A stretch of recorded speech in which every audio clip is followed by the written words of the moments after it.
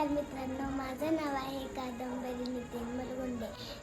मी आज कण काकाच्या ऐकाने त्यांच्या स्टॉलवर आली. त्यांचे स्वीट होमच्या ऐकाने मला पदार्थ खूप आवडले. त्यांचं जास्त ऐकाने मला लसूण शेव खूप आवडली.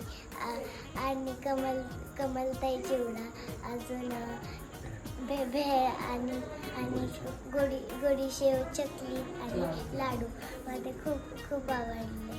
थँक्यू. वा वा, छान छान, धन्यवाद. धन्यवाद.